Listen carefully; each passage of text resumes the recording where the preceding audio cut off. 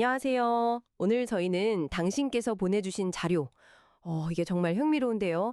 이걸 가지고 좀 깊은 이야기를 나눠볼까 합니다. 천공스승 법문 내용 일부인데, 보니까 러시아 우크라이나 전쟁 이걸 중재하는 방안하고 또 대한민국의 미래에 대한 좀 독특한 청사진 이런 게 담겨 있더라고요. 네, 자료를 좀 보니까요. 특정 인물의 강연 내용을 이렇게 발췌한 부분하고 또 그걸 약간 해설한 학습 가이드 뭐 이렇게 구성이 되네요.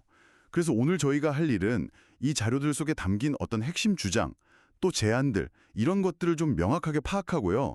그 의미를 여러 각도에서 한번 살펴보는 겁니다. 자, 그럼 바로 한번 들어가 볼까요?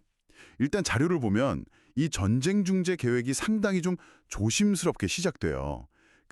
뭐랄까 물밑 작업이라고 표현하던데요. 네, 그쵸. 물밑 작업. 다른 나라들 의심을 좀 피해야 하니까 겉으로는 그냥 뭐 전쟁 끝나고 나서 복구 사업 참여하는 거 이런 거 논의하는 것처럼 접근한다 뭐 이런 구상이에요. 시작부터 좀 구체적이죠. 네, 위장 전술 같은 거네요. 그쵸. 조금 더 들어가 보면 대한민국 대표단 두 사람이 먼저 푸틴 대통령을 만나는 걸로 나와요. 거기서 이제 설득하는 거죠. 핵심은 이런 소모적인 전쟁 이거 양쪽 다 도움 안 된다. 그리고 러시아는 이제 소모전 그만하고 미래 유럽을 이끌 그런 힘을 키워야 한다. 뭐 이런 논리를 펴는 건데요. 그러면서 이제 대한민국이 러시아 첨단 기술 발전 같은 거 도와주겠다. 힘 키우는데 우리가 기여하겠다. 이런 제안까지 한다고 나와 있어요.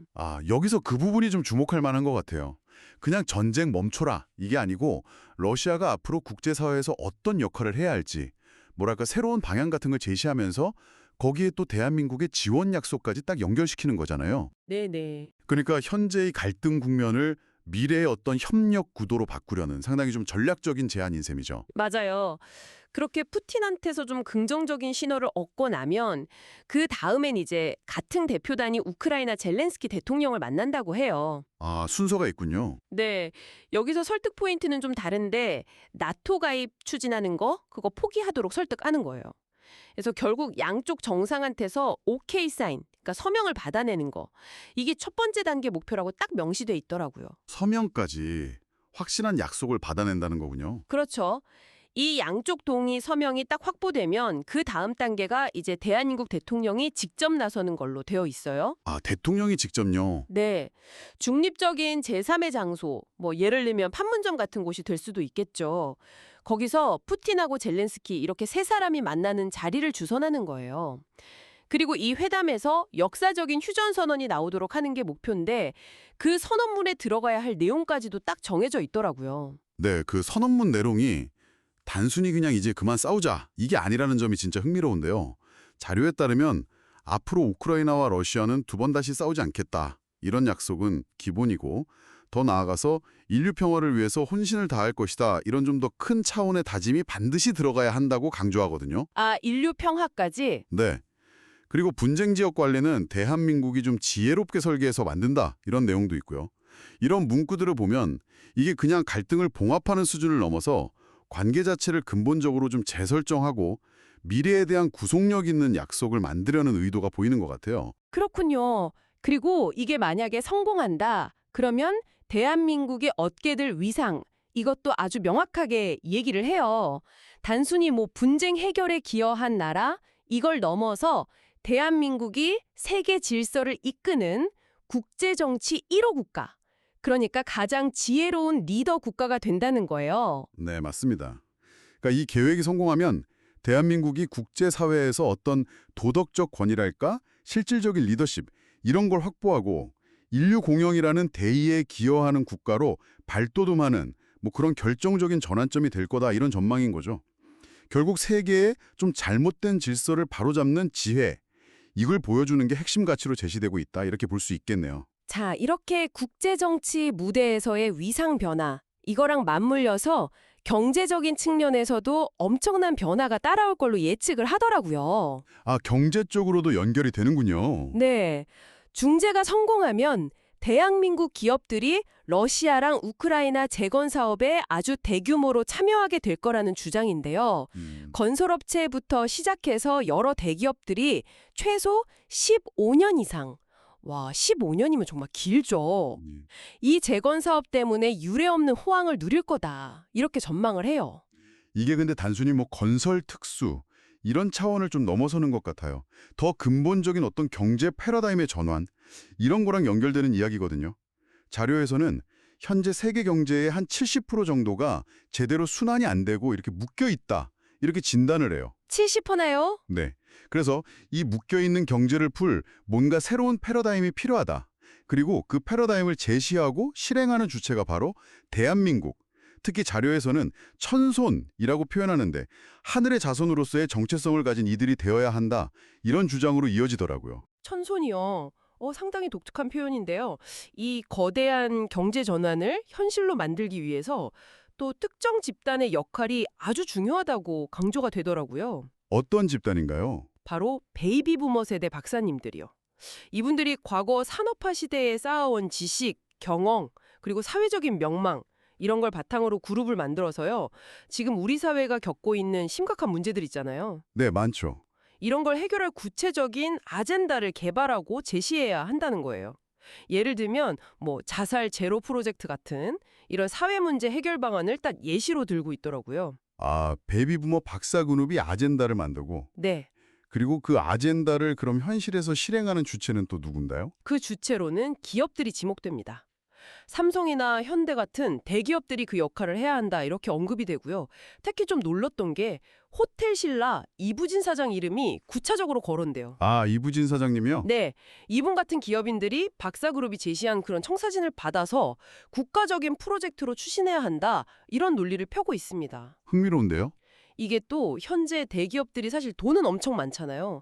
자금은 막대한데 마땅히 투자할 만한 새로운 패러다임이 없거나 명분이 없어서 자금 운용이 어려움을 겪고 있다. 이런 진단이랑 연결되는 부분이 좀 재밌었어요. 아, 돈은 있는데 쓸 데가 없다? 그룹이 자살 제로 프로젝트 같이 사회적으로 가치도 있고 명분도 확실한 아젠다를 딱 제시하면 이게 바로 투자 명분이 되어서 세계의 돈을 끌어모으는데 전혀 문제가 없을 거다. 이렇게 주장을 해요. 특히 이부진 서장의 경우 이런 사회공헌적인 아젠다를 추진하면 필요한 자금을 모으는 게 아주 쉬워질 거다. 이렇게 구체적으로 언급하고 있죠. 이 주장의 밑바탕에는 아마 그런 인식이 있는 것 같아요. 대기업 총수들이 움직이는 돈이 사실 개인 돈이 아니라 회사 돈, 그러니까 주주들 돈이잖아요. 그쵸. 그러니까 그렇게 큰 자금을 움직이려면 사회적으로 공감대를 얻을 수 있는 어떤 대의 명분이 꼭 필요하다는 거죠. 그래서 자살 제로 프로젝트 같은 아젠다는 바로 그런 명분을 딱 제공해 주니까 기업에게도 어떻게 보면 새로운 성장 동력을 마련해 줄 수 있다. 이런 시각인 것 같습니다. 그리고 그게 세계적으로 공감을 얻을 만한 아젠다라면 국제적인 투자 유치도 가능하다고 보는 것 같고요. 네. 이렇게 보면 정말 거대한 지정학적 구상하고 경제 대전환 계획, 이 모든 것의 뿌리에는 하늘이 대한민국에 특별한 기회를 주고 있다. 이런 믿음이 깔려 있는 것 같아요. 네, 그런 느낌이 강하죠. 그리고 그 주어진 기회를 놓치지 말고 지혜롭게 잘 사용해서 인류 전체에 기여하는 거, 이게 바로 지금 대한민국의 시대적 사명이다. 이런 관점인 거죠. 그렇다면 이 모든 구상이 궁극적으로 가리키는 방향은 뭘까요? 사실 이 자료들 전체를 보면요. 문제 해결의 열쇠로 지혜라는 단어가 끊임없이 강조돼요. 제시된 계획들이 만약 성공적으로 실현된다면 대한민국은 국제사회에서 존경받는 리더가 되고 경제적으로도 크게 번영하겠지만 만약에 이 기회를 제대로 살리지 못한다, 지혜롭게 대처하지 못한다, 그러면 그냥 단순히 기회를 놓치는 걸 넘어서서요. 자료에서는 이걸 공산당의 공작 같은 좀 부정적인 세력에게 국제사회의 주도권을 뺏길 수도 있다. 이런 일종의 경고 메시지도 담고 있거든요. 아, 실패했을 경우에 대한 경고까지 있군요. 네, 결국 대한민국의 진정한 성공과 존경은 군사력이나 경제력의 크기 이런 것만이 아니라 인류 보편의 문제 해결에 기여하는 지혜를 발휘하는 데 달려있다. 이런 시각을 아주 강력하게 보여주고 있다고 해석할 수 있겠습니다. 네, 오늘 저희는 당신께서 공유해 주신 이 자료를 통해서 러시아 우크라이나 전쟁 중재에 대한 정말 구체적이고 좀 독창적인 구상에서부터 시작해서요. 이걸 발판 삼아서 대한민국의 국제적 위상을 높이고 더 나아가서는 세계 경제의 새로운 판을 짜야 한다. 이런 아주 거대한 비전까지 한번 쭉 살펴봤습니다. 그리고 그 과정에서 소위 베이비 부머 지식인 그룹이나 대기업, 또 특정 기업인이 해야 할 역할까지 아주 상세하게 제시된 점도 확인할 수 있었고요. 그렇습니다. 이게 참 지정학적인 위기 해법 제시, 그걸 통한 어떤 국제적 위상 변화 예측, 그리고 이게 다시 국내 경제 활성화나 사회 문제 해결과 이렇게 유기적으로 쫙 연결되는 상당히 독특하면서도 치밀하게 구성된 세계관, 그리고 미래 전략을 엿볼 수 있었던 것 같아요. 그 모든 계획의 중심에는 결국 지혜를 발휘해서 대한민국이 세계 무대에서 주도적인 역할을 해야 한다. 이런 핵심적인 메시지가 일관되게 흐르고 있다. 이렇게 정리할 수 있겠습니다. 자, 오늘 탐구를 마무리하면서 당신께 이런 질문을 한번 던져보고 싶습니다. 이 자료들에서 제시된 것처럼 한 국가가 이런 지정학적 위기 해결과 또 세계 경제 질서 재편의 중심축 역할을 실제로 수행할 수 있다고 보시나요? 만약에 그럴 가능성이 조금이라도 있다면 그런 역할을 성공적으로 해내기 위해서 가장 결정적으로 필요한 자질이나 조건은 과연 무엇일지 한번 깊이 생각해 보시는 것도 흥미로운 지적 여정이 되지 않을까 싶습니다.